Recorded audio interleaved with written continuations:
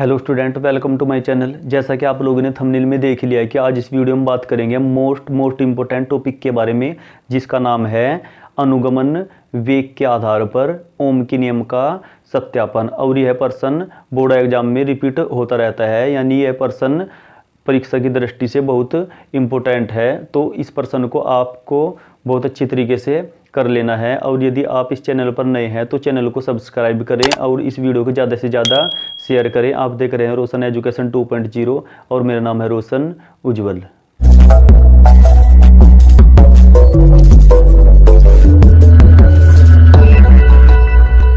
सबसे पहले हम संकेत में समझ लेते हैं कि इस प्रश्न को किस प्रकार करना है। सबसे पहले हम इसमें जो करेंगे वह संबंध हम लिखेंगे कि I बराबर जो होता है वह NEA/VD होता है। इसमें NEA ये तो कांस्टेंट है, जबकि VD है ये औसत वेग। हमारा जो मकसद होगा वह VD ही निकालना होगा, यानी कि औसत वेग। फिर औसत वेग हम कैसे निकालेंगे? औसत वेग जो होगा वह प्रारंभिक वेग और प्लस अंतिम वेग और बटे 2, इससे हम निकालेंगे औसत वेग। फिर इसमें U तो आ जाएगा 0। फिर हमारा जो मकसद होगा वह V निकालना होगा। V निकालेंगे हम गति की पहली समीकरण से, अर्थात V बराबर U प्लस A T से। अब U यहाँ पर 0 हो जाएगा, T यहाँ पर श्रांतिकाल हो जाएगा। फिर हमारा मकसद होगा A निकालना। A बराबर हम F बराबर M में से निकालेंगे, यानी A बराबर आ जाएगा यहाँ पर F अपॉन M। A निकल जाएगा। फिर A कैसे निकलेगा? A निकलेगा यहाँ पर फोर्स से। यहाँ पर F बराबर आ जाएगा E बराबर F अपॉन Q से, यानी F बराबर आ जाएगा E। Q की जगह यहाँ पर इलेक्ट्रॉन पर चार्ज E लेंगे। फिर हमारा मकसद क्या होगा? निकालना E होगा। और E जो होता है वह होता है V अपॉन L के। E भी निकल जाएगा। बस अब हम क्या करेंगे, यहाँ से निकालना शुरू करेंगे इसे बारी बारी से, स्टेप बाय स्टेप इसे उल्टा चलेंगे लेकर। तो संकेत में ये आपको नोट कर लेना है कि हमें किस प्रकार करना है इस प्रश्न को। तो सबसे पहले हम इसमें एक फिगर ड्रॉ कर लेते हैं। ये मान लीजिए एक चालक तार है, ये हमने बहुत बार बनाया हुआ है पीछे की वीडियोज में। और इस चालक तार का हम संबंध एक बैटरी से कर देते हैं, माइनस प्लस, यानी प्लस और माइनस। फिर इससे क्या होगा, यहाँ पर एक वैद्युत क्षेत्र उत्पन्न हो जाएगा, प्लस से माइनस की ओर E, प्लस से माइनस की ओर, यानी उच्च विभव से निम्न विभव की ओर। फिर यहाँ पर क्या होगा, इस धातु के जो इलेक्ट्रॉन होंगे वह वैद्युत क्षेत्र की विपरीत दिशा में VD वेग से गति करने लगते हैं। यानी जो VD होगा, VD उसकी जो डायरेक्शन होगी वह इधर की साइड हो जाएगी। और यहाँ पर इससे क्या होगा, इससे परिपथ में एक वैद्युत धारा बहने लगेगी। वैद्युत धारा प्लस से माइनस की ओर, यानी वैद्युत धारा I ऐसे बहेगी। फिर अब हम क्या लिखेंगे इसमें, यहाँ पर लिखना शुरू करेंगे हम कि जब हम किसी चालक तार को किसी बैटरी के सिरों से जोड़ देते हैं तो चालक तार पर एक वैद्युत क्षेत्र E उत्पन्न हो जाता है, जिसकी दिशा उच्च विभव से निम्न विभव की ओर होती है। इससे चालक तार के मुक्त इलेक्ट्रॉन वैद्युत क्षेत्र की विपरीत दिशा में औसत वेग से गति करने लगते हैं। औसत वेग को क्या बोलते हैं? अनुगमन वेग से गति करने लगते हैं, जिससे परिपथ में एक वैद्युत धारा बहने लगती है। यह वैद्युत धारा, अब यहाँ से करेंगे हम, यह वैद्युत धारा I बराबर क्या आ जाएगा, NEA/VD। इसको क्या करेंगे हम, इक्वेशन नंबर फर्स्ट मान लेंगे। ये जो हमने पीछे थ्योरी लिखी है हम पिछली बहुत सारे टॉपिक में कर चुके हैं, अनुगमन वेग वाले टॉपिक में भी, और अनुगमन वेग तथा वैद्युत धारा में जो संबंध निकाला था उसमें भी। अब यहाँ पर I बराबर NEA/VD आ गया। अब हमारा मकसद क्या होगा, यहाँ पर VD निकालना होगा। अब यहाँ पर लिखेंगे हम, यदि चालक तार की लंबाई स्मॉल l तथा इस पर विभवांतर V हो तब वैद्युत अक्षेत्र की तीव्रता E बराबर क्या आ जाएगा, वह आ जाएगा V/L। यहाँ पर वैद्युत क्षेत्र निकल गया। अब यहाँ पर वैद्युत क्षेत्र के बाद क्या निकालेंगे हम, एक वैद्युत बल निकालेंगे। इसमें यदि इलेक्ट्रॉन का द्रव्यमान m हो तब इलेक्ट्रॉनों पर लगने वाला वैद्युत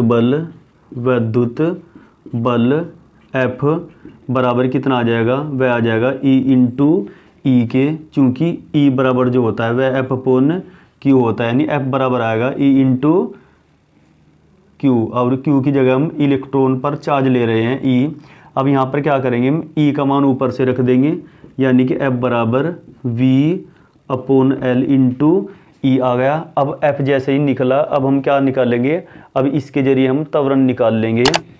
यहाँ पर इलेक्ट्रॉन का त्वरण, ये A बराबर कितना आ जाएगा, चूंकि फॉर्मूला होता है F बराबर m/A, तो A बराबर आ जाएगा F/m, यानी कि F/m। अब F का मान क्या करेंगे हम, F का मान ऊपर से रख लेंगे, तब A बराबर जो आ जाएगा वह आ जाएगा V और E, और नीचे L है और M भी आ जाएगा, यानी कि L/m। अब यहाँ पर त्वरण निकल गया A। अब हम त्वरण के से क्या निकालेंगे हम, यहाँ पर इसका अंतिम वेग निकाल लेंगे। यहाँ पर यदि इलेक्ट्रॉन का, यहाँ पर मुक्त इलेक्ट्रॉन की बात हो रही है, अंतिम वेग यानी प्रारंभिक वेग तो U0 ही होगा, अंतिम वेग V हो तब गति की पहली समीकरण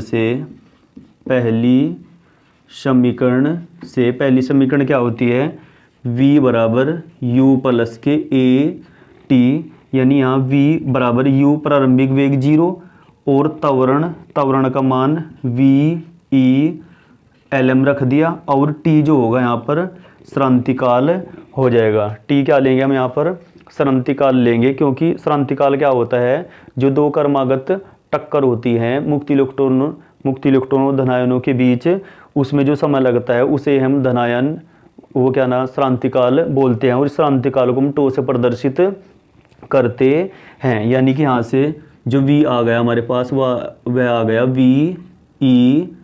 V/L/m, ये हो गया हमारे पास। अब हम क्या करेंगे, यहाँ से हम औसत वेग निकाल लेंगे। औसत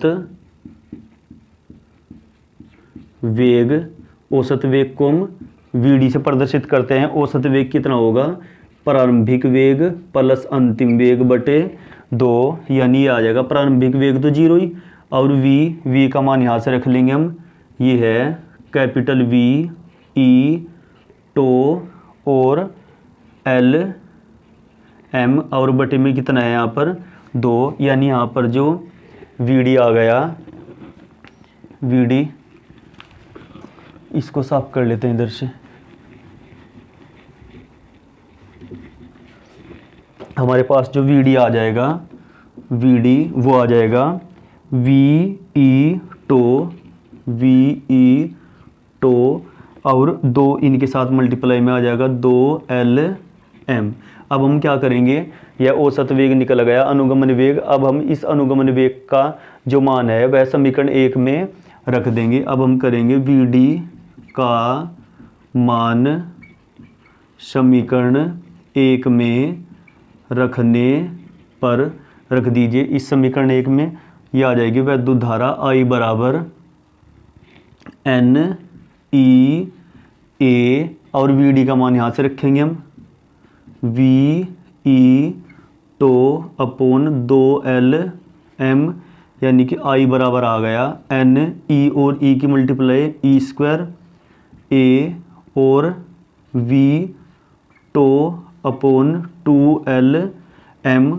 अब हम क्या करेंगे, इस v को इसके नीचे ले आइए, ये आ गया I अपॉन वी, विभवांतर है ये आ गया NE² A। v को तुम इधर ले आए, यहाँ पर टो बच गया और अपॉन 2LM। और हमें पता है कि जो प्रतिरोध होता है और वह किसके इक्वल होता है, वह v अपॉन I के इक्वल होता है।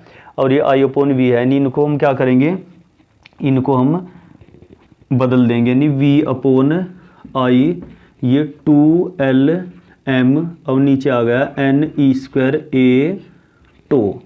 अब यहाँ पर जो ओम का नियम होता है वह होता है v अपॉन I जो होता है वह R के इक्वल होता है। अब हम क्या लिखेंगे कि उपरोक्त सूत्र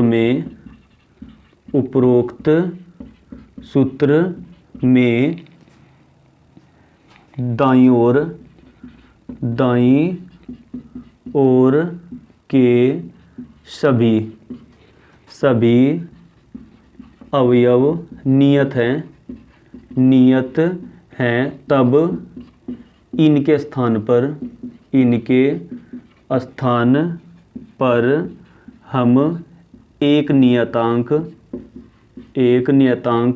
R रख लेते हैं, तब v अपॉन I किसके इक्वल आ जाएगा, वह R के इक्वल आ जाएगा। यही ओम का नियम होता है। अब यहाँ पर हमने ये लिखा है कि जो उपरोक्त सूत्र में, यानी इस वाले सूत्र में जो दाईं ओर के अवयव हैं ये वाले, ये सभी नियत हैं। अब हम चेक कर लेते हैं, दो तो नियत होता है, ये फिक्स है इसका मान, और L, इसमें जो चालक तार की हमने लंबाई ली है वह पूरे प्रैक्टिकल के दौरान L ही रहेगी, और M यह इलेक्ट्रॉनों का द्रव्यमान वह फिक्स होता है 9.10⁻³ kg। N यानी हम जो धातु यूज कर रहे हैं उसमें मुक्त इलेक्ट्रॉनों की संख्या वह फिक्स रहेगी। E इलेक्ट्रॉन पर चार्ज 1.6 10⁻⁻19 ये भी फिक्स है। और A जो हम चालक तार ले रहे हैं उसका क्षेत्रफल वह भी फिक्स रहेगा नियत। और टो जो श्रांतिकाल होगा, यानी दो टक्करों के बीच जो समय लगेगा वह भी नियत रहेगा। यानी हमने फिर क्या किया, हमने इन सब के स्थान पर हमने एक नियतांक ले लिया कैपिटल R, तब जो v अपॉन I वह आ गया, वह किसके इक्वल आ गया, वह R के इक्वल आ गया। फिर हम लिख देंगे यही ओम का नियम है। तो इस प्रकार हम ओम के नियम का सत्यापन कर देंगे, किसके आधार पर, अनुगमन वेग के आधार पर। और हमने पहले ही बता दिया था यह जो टॉपिक है यह बहुत बार एग्जाम में आया हुआ है, और नेक्स्ट के एग्ज़ाम जो होंगे बोर्ड के उसमें भी आ सकता है। तो इस प्रश्न को आपको बहुत अच्छे तरीके से करना है। थैंक्स।